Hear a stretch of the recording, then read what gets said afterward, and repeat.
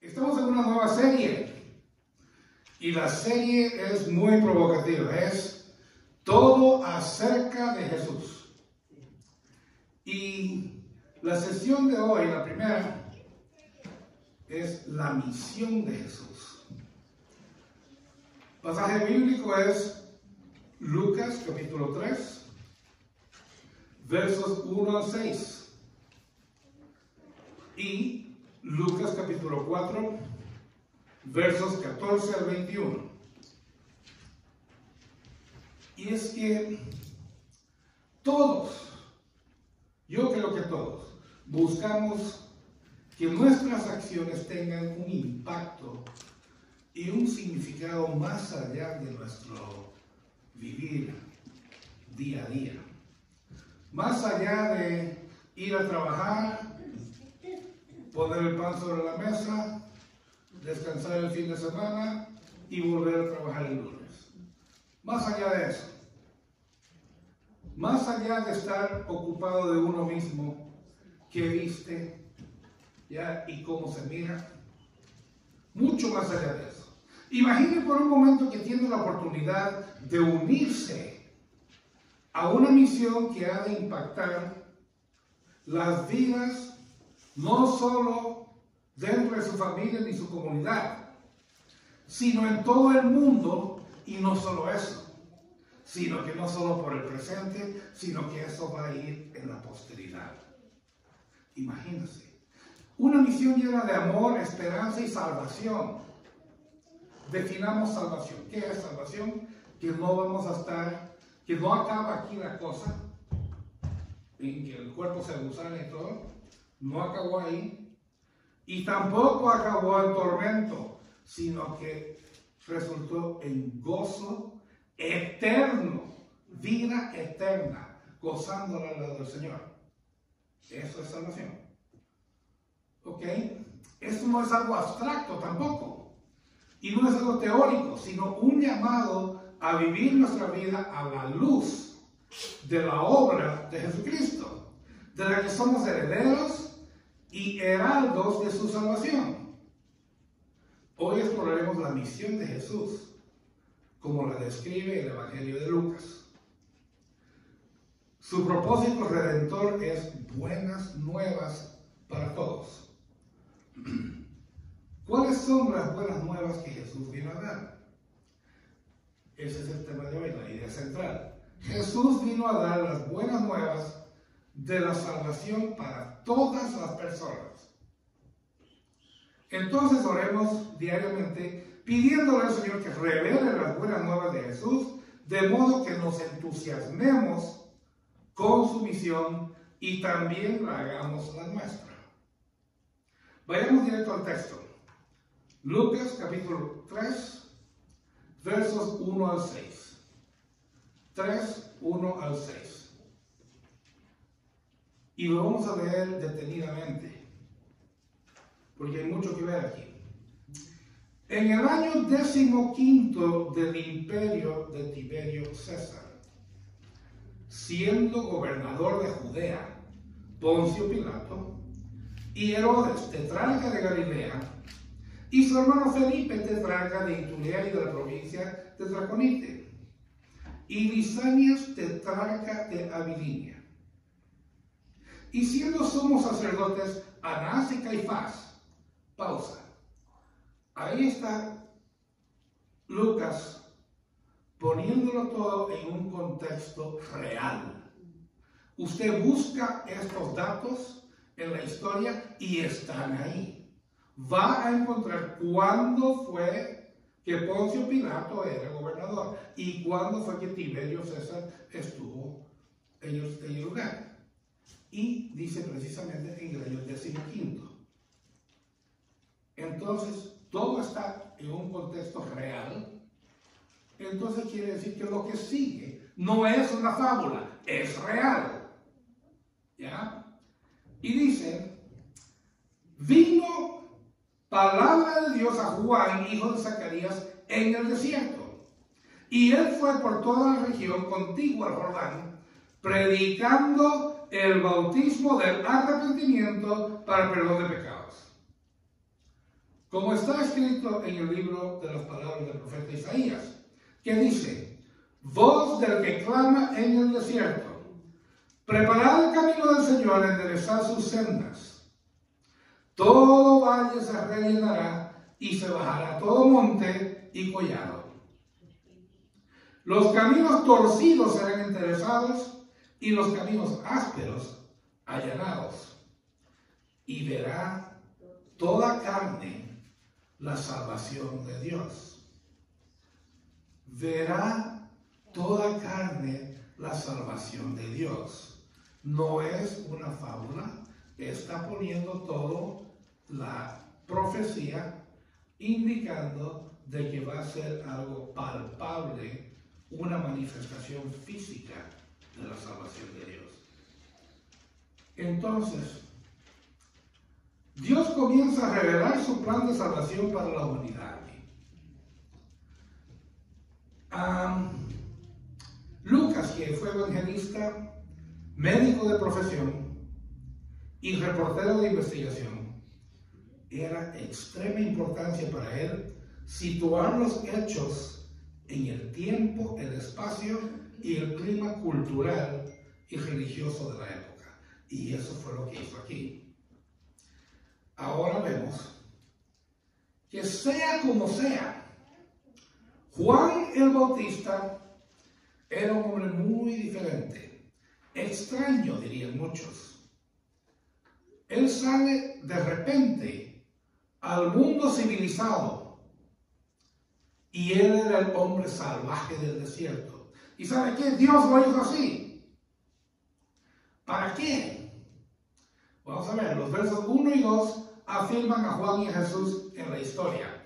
Pero pasamos a examinar a Juan el Bautista en el versículo 2b. Vino palabra de Dios. La concepción y el nacimiento de Juan fueron bien clarificados y atendidos por Dios en todo el capítulo 1 de Lucas. Pero un solo verso abarca los 30 años siguientes, que es el verso 80 del capítulo 1, que dice: y el niño crecía y se fortalecía en espíritu, y vivió en el desierto hasta que apareció públicamente a Israel. Ahora, ¿qué era este desierto? ¿Y qué le hacía a una persona? Este que fue llamado a preparar el camino, ¿cómo se preparó a sí mismo? El terreno que habla se refiere a desierto, pradera, tierra salvaje, en contraste con un país cultivado y habitado. Habla del desierto de Judea, la ladera oriental, pedregosa y estéril de los montes de Judea hacia el Mar Muerto y el valle inferior del Jordán. Pero aquí es donde Juan creció y vivió.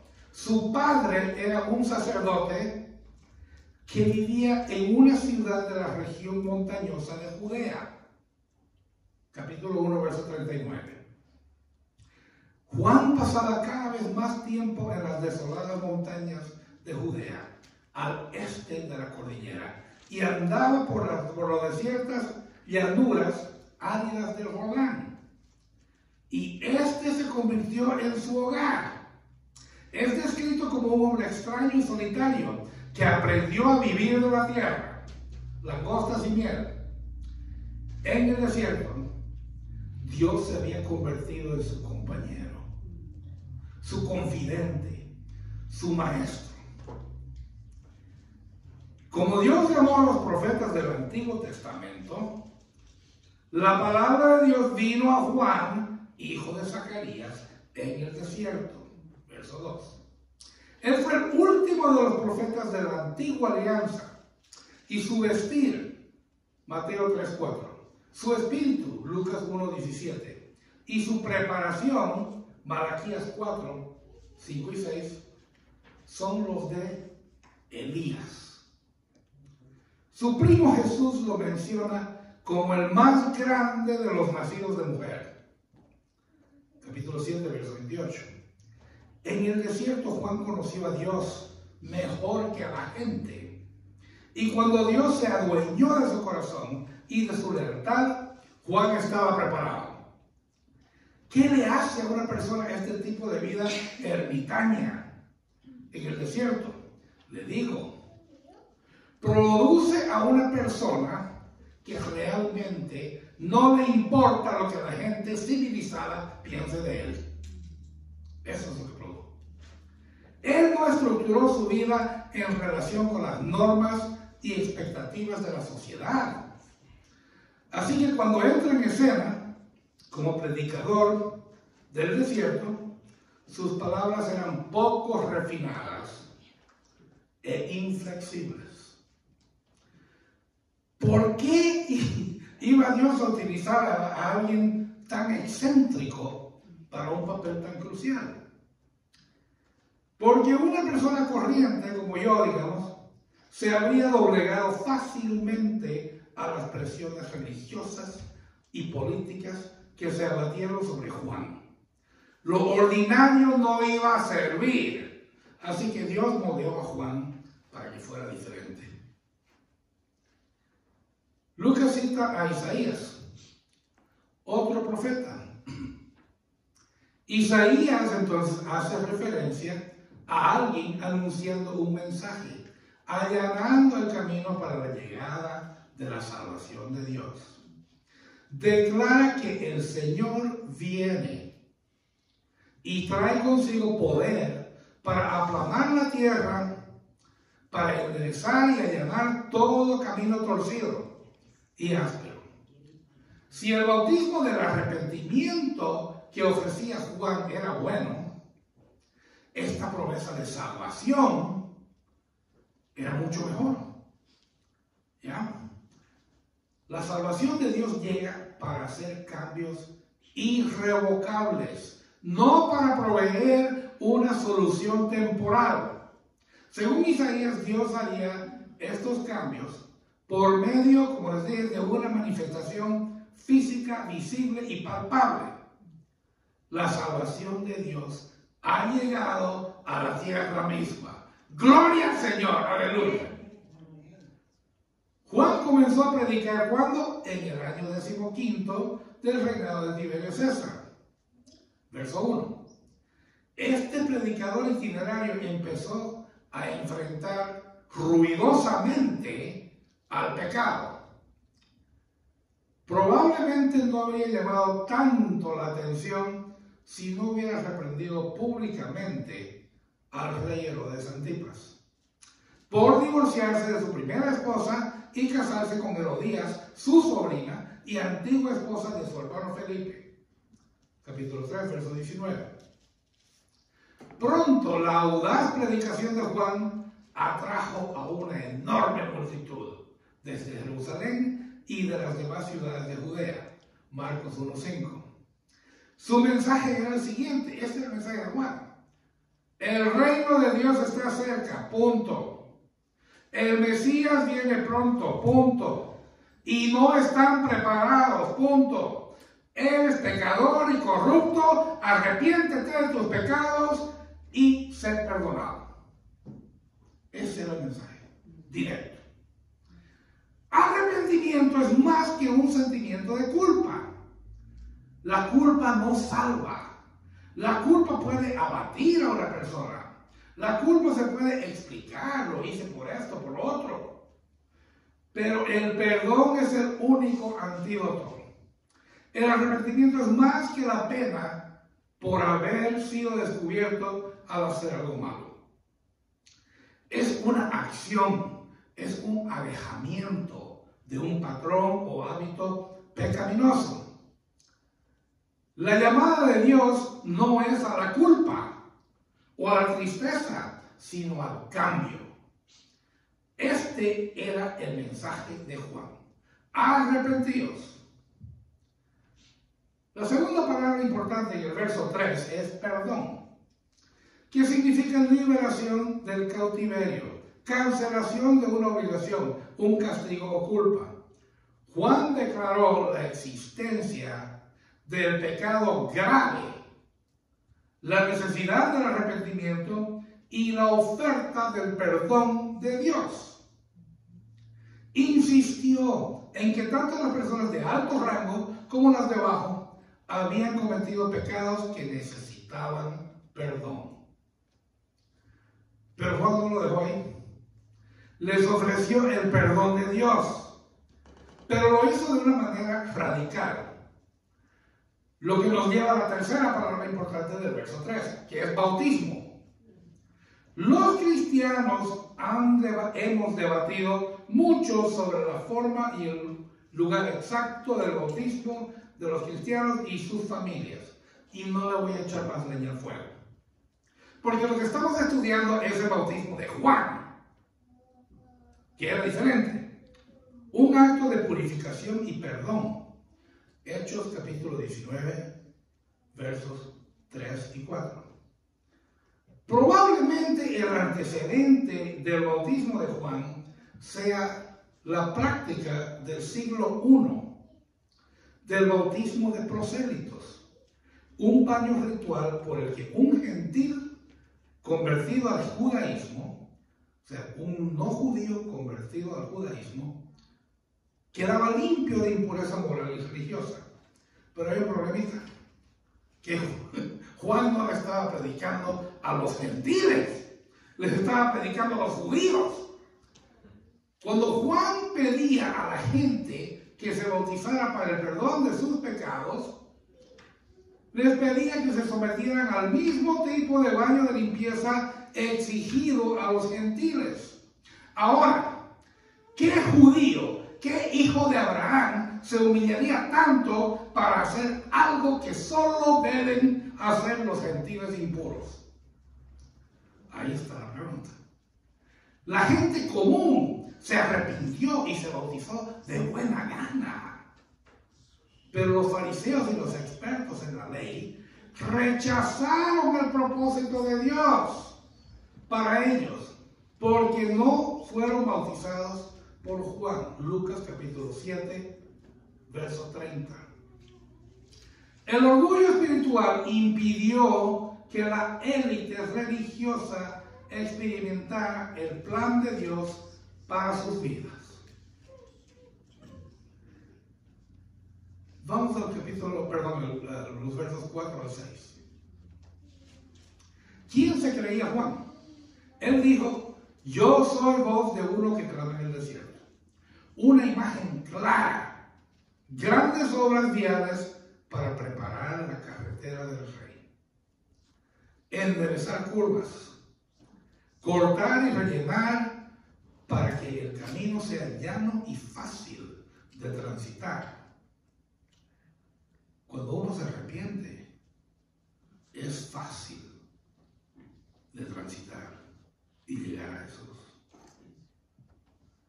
Entonces, Lucas sitúa a Juan el Bautista en la historia, enfatizando que el Evangelio se basa en hechos reales. Esto nos recuerda que las buenas nuevas de la salvación de Jesús están enraizadas en la historia y que no son simples ideas filosóficas. Juan preparó el camino para Jesús, proclamando un bautismo de arrepentimiento. Su misión de preparar los corazones para recibir a Jesús subraya la importancia del reconocimiento personal de la necesidad de la salvación. Personal.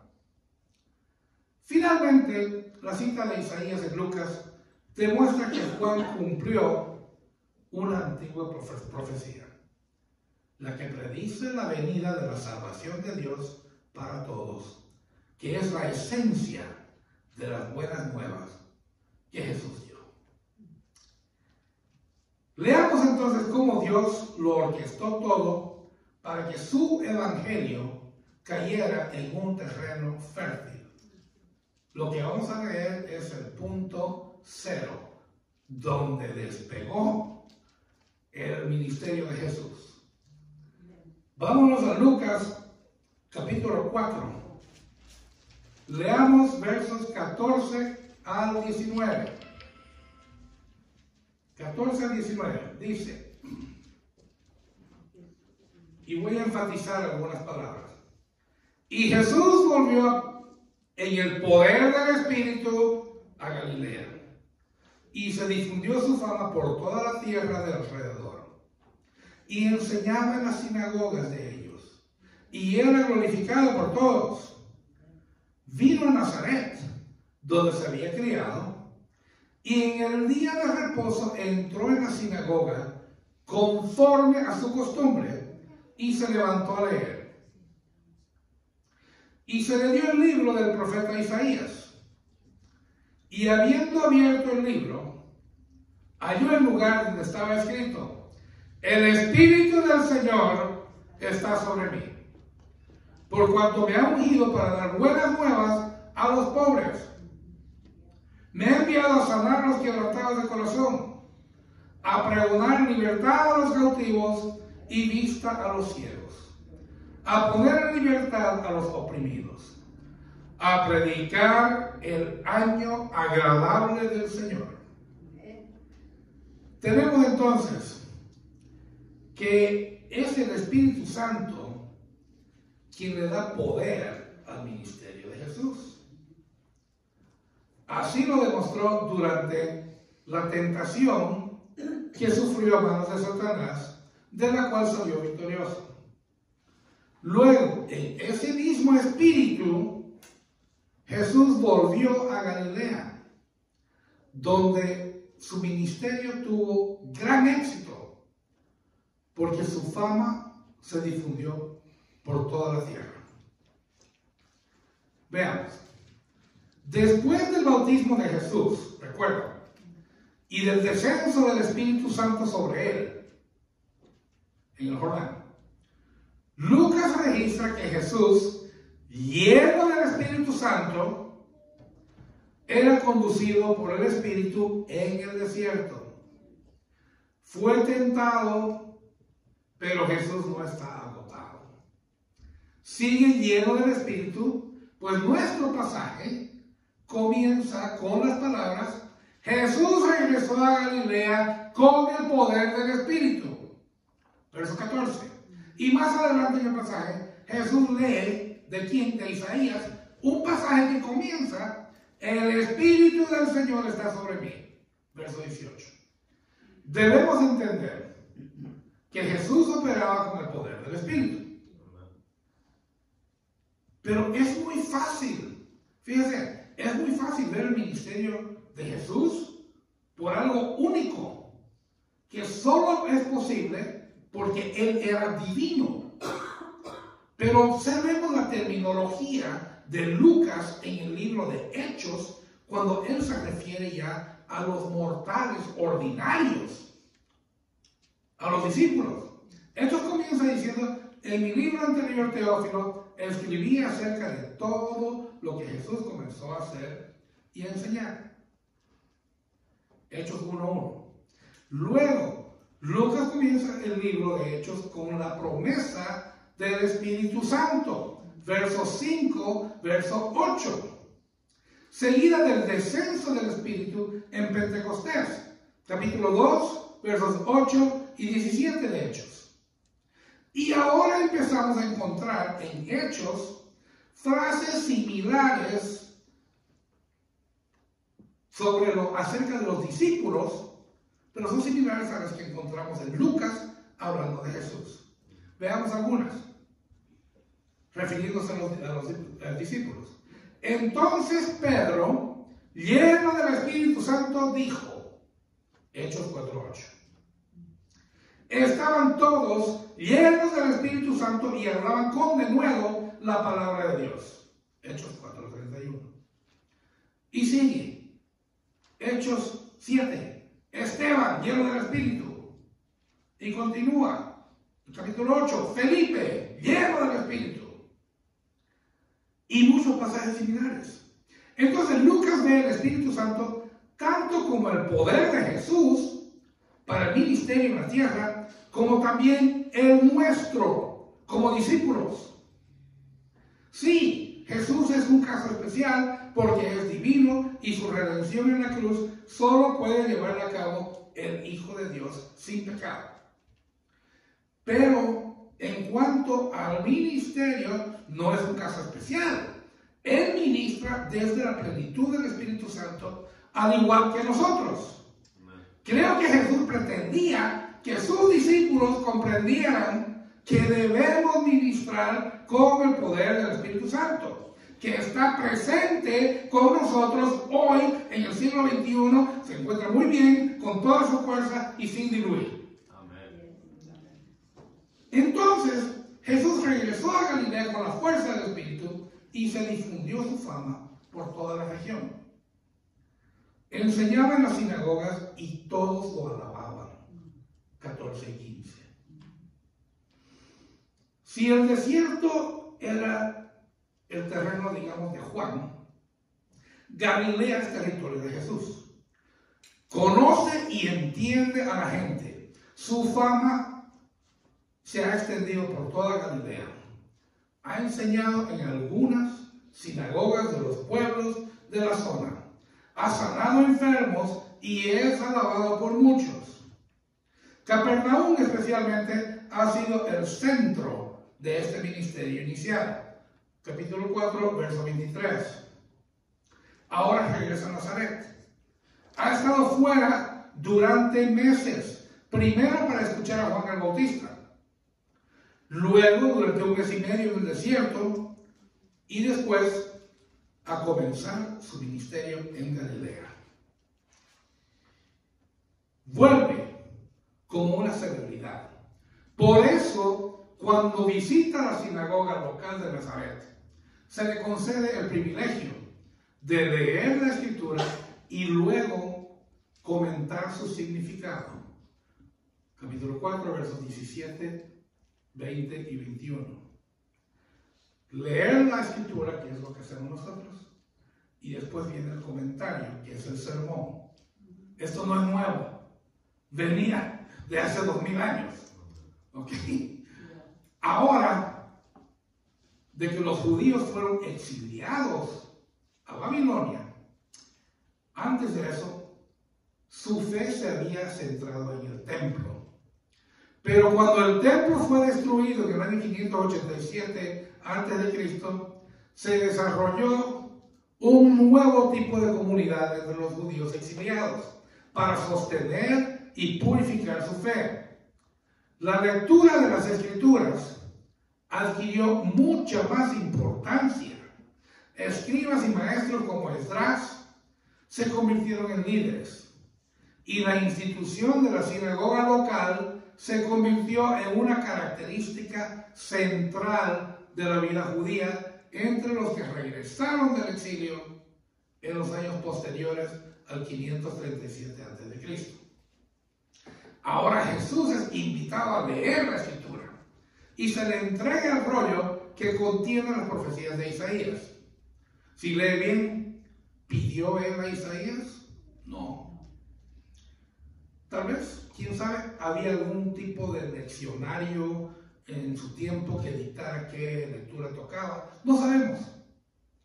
Pero desenrolló el rollo sobre la mesa, delante de la congregación, hasta llegar a un pasaje concreto.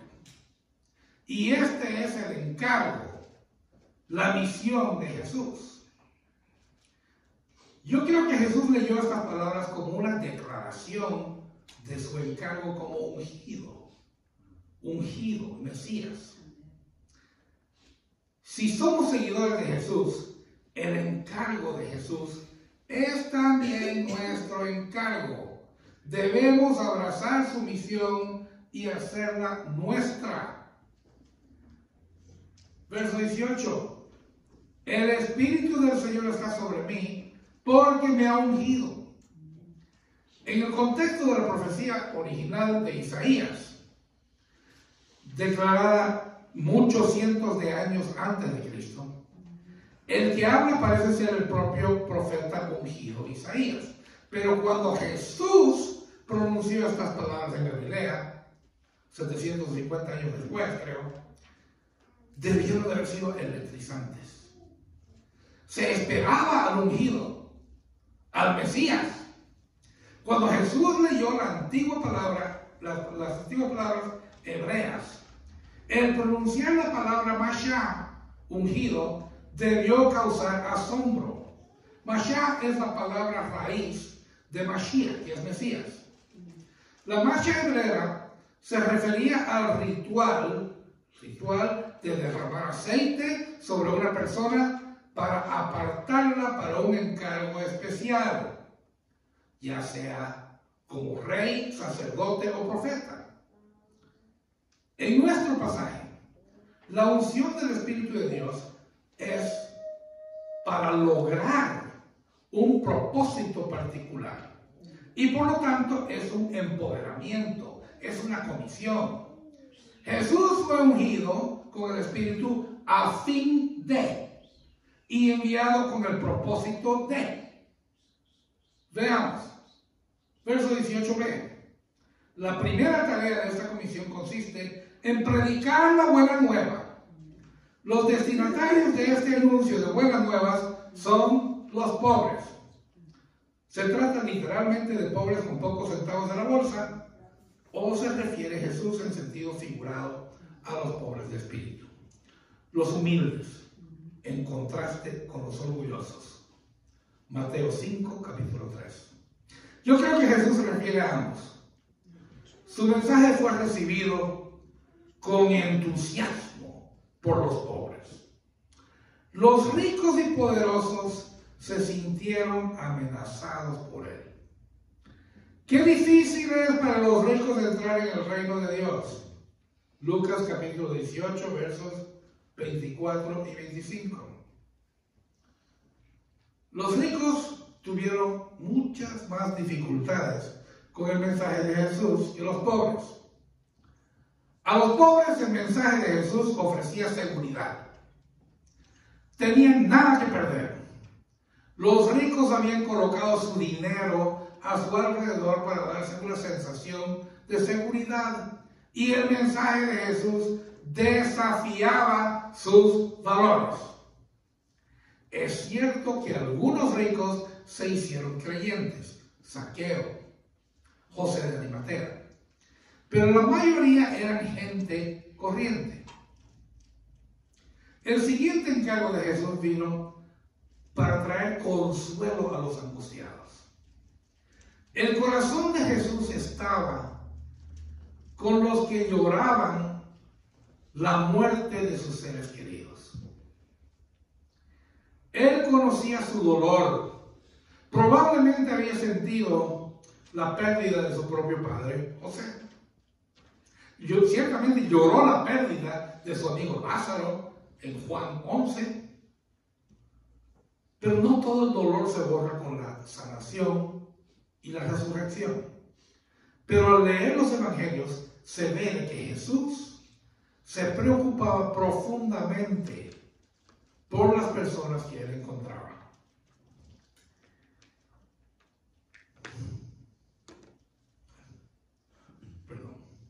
Conocía la devastadora pérdida que iban a sentir sus discípulos con su muerte y después su ascensión.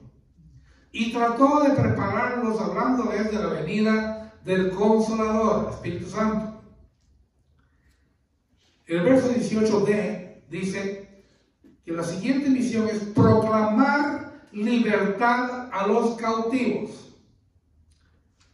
prisioneros condenados a pasar una temporada entre rejas. Yo creo que se trata de un sentido figurado. Hombres y mujeres que han sido encarcelados por hábitos y deseos que dejan su voluntad menos capaz de elegir lo correcto cuando son tentados.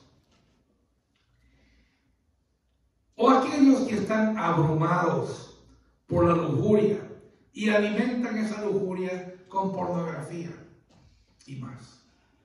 O los que sirven al Dios sustituto del dinero y son seducidos por su brillo. O la adicción física al alcohol, los barbitúricos y los narcóticos. Todo eso es estar encarcelado, cautivo.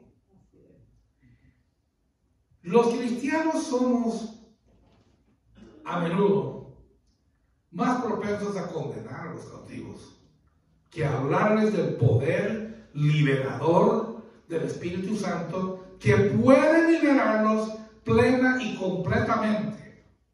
Los menospreciamos a veces en lugar de elevarlos a Jesús. El encargo de Jesús era proclamar la libertad a los encadenados, y también nuestro encargo. El siguiente elemento de la comisión de Jesús era devolver la vista a los ciegos.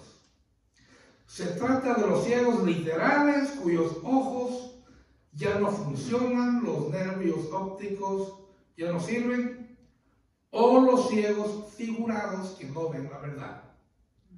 Jesús curó literalmente a los ciegos. Pienso en el ciego Bartimeo, sentado junto al camino pidiendo limosna en Marcos 10:46. O en el hombre que nació ciego y Jesús se curó después de lavarse el barro y la saliva que Jesús le puso en los ojos.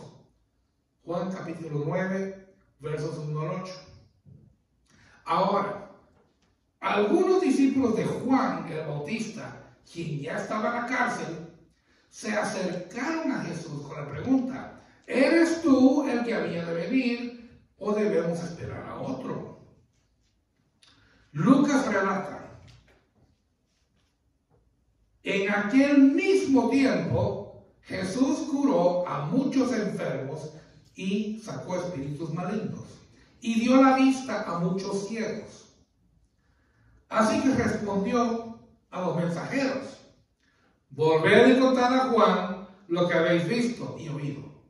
Los ciegos ven, los cojos andan, los leprosos se curan, los sordos oyen, los muertos resucitan, y se anuncia la buena nueva a los pobres. Lucas capítulo 7, versos 20 al 22. Los mensajeros debían llevar a Juan el Bautista la palabra de que Jesús hizo ¿qué? Hizo las obras que se suponía que haría el Mesías cuando viniera. Ciegos literalmente viendo, cojos caminando, leprosos tener la piel sana y limpia, sordos oyendo. Y la buena noticia proclamada a los pobres literalmente. Jesús se estaba refiriendo a este mismo pasaje de Isaías 61. Dicho esto, Jesús mismo curó a los ciegos físicos, Juan 9:1-7, y luego, aquí viene el otro, utilizó este milagro para señalar la ironía de la ceguera espiritual. Juan capítulo 9, versos 39 al 41, que es como nos hemos deleitado en el estudio de los viernes, estudiando esto por 3 semanas. Ya, fue realmente rico en todo. Yo creo que es totalmente comprensible que Jesús pretendiera que la escritura de Isaías que estaba leyendo incluyera tanto la curación de la ceguera física como la ceguera espiritual. Entonces, ¿cuál es el encargo para nosotros, sus discípulos? Ayudar a la gente a ver a Cristo y su verdad con claridad en términos que puedan entender. La siguiente parte del encargo es liberar a los oprimidos. La palabra significa romper en pedazos y luego, en sentido figurado, quebrantar, debilitar, oprimir. La frase dice: enviar a los oprimidos a la libertad. Por un lado se libera a los presos, por otro se libera a las personas oprimidas o quebrantadas. El Antiguo Testamento acusa a menudo a los ricos de aprovecharse de las viudas y los huérfanos, despojándolos de sus bienes. Lucas 18, 1-7. Esto es la opresión social, hermanos. La esclavitud fue uno de los mayores males del siglo I. Los impuestos opresivos, el comportamiento opresivo de las tropas romanas de ocupación. Ahora, ¿quiénes están oprimidos en nuestros días? Esto varía de un país a otro. En los Estados Unidos, por ejemplo, ser afroamericano significa que la policía lo detiene con más frecuencia que a los ciudadanos caucásicos. Es un hecho real. En California tenemos una avalancha de inmigrantes de todo el mundo. Vemos obreros hispanos y chinos que trabajan por menos del salario mínimo porque no pueden quejarse a las autoridades. Pero peor aún, no pensemos como, no pensemos como muchos que somos los únicos oprimidos. Hay cosas peores que ser pobre. Chicas raptadas, muchas veces engañadas e invitadas por los que se hacen pasar por agencias de modelo y las traen de Asia y de Europa. Ni bien bajan del avión, las están drogando para después explotarlas en la prostitución y las continúan drogando para continuar teniéndolas esclavizadas. ¿Cómo nos enfrentamos los cristianos a la opresión social que vemos? No podemos ignorarla. Como discípulos de Jesús, tenemos su encargo de buscar la libertad para los oprimidos, la justicia para los pobres. Ayudar a los oprimidos no debe ser solo un objetivo político, debe ser personal. Debe afectar cómo damos, cuánto damos, cómo usamos nuestros recursos, el modo de emplear el tiempo, etc. La frase final de Jesús es proclamar el año de gracia del Señor. ¿Y qué es esto? En el contexto de Isaías 61, 1 y 2, se está refiriendo al año del jubileo, que ocurría cada 50 años. En ese año, todos los esclavos hebreos que pudieran haber estado esclavizados debido a deudas eran liberados. Lo que uno pensaba que era una venta de una tierra, en realidad era un lease de 50 años. Porque a los 50 años, si la vendió la tierra volvía al dueño original. Eso, Levítico 25, Levítico 25, 8 al 13, lo explica detalladamente. Este año de libertad encaja bien con la predicción de Isaías de liberar a los oprimidos, poniendo en libertad a los cautivos. Ahora, en lugar de proclamar el final de otro periodo, ciclo de 50 años, Isaías y Jesús declaran la venida del Mesías al final de la era para dar paso a un periodo de libertad y plenitud sin precedentes. Cuando los discípulos hablamos a otros de Jesús, también estamos declarando que ahora es el tiempo del favor de Dios, ahora es el día de la salvación. Segunda de Corintios, capítulo 6, verso 2. Estamos declarando que ha llegado el momento de que Jesús libere a la gente. Cuando Cristo regrese, el tiempo habrá terminado y habrá llegado el momento del juicio. El Señor tiene sus formas. Voy a dar un ejemplo bien reciente. A este señor que había entrado, George, le pregunté su nombre. Yo lo vi afuera. No lo invité a entrar. Shame on me. Debía haberlo invitado. Pero el Señor dispuso que él entrara de cualquier forma. O sea, ¿quién hubiera sido el bendecido? Hubiera sido yo de haber tenido la oportunidad de recibirlo. Pero el Señor no me necesitó. Él lo trajo. Y es así como opera el Señor. Porque va a llegar el momento del juicio. Pero así fue como empezó Jesús su ministerio en Galilea. Lucas enfatiza el vínculo de la misión de Jesús con la Escritura. Leamos el último texto. Lucas capítulo 4, versos 20 y 21. Aquí es donde despega todo y a mí se me hizo la piel chinita. Y enrollando el libro lo dio al ministro y se sentó. ¿Quién? Jesús. Y los ojos de toda la sinagoga estaban fijos en él. Y comenzó a decirles: hoy se ha cumplido esta escritura delante de vosotros. Jesús terminó la lectura de la palabra de Dios y se preparaba para predicarla. El comentario, el sermón. Jesús sabía que había venido a cumplir el propósito de Dios, tal como se revelaba en la Escritura, y ahora venía a revelar exactamente cómo.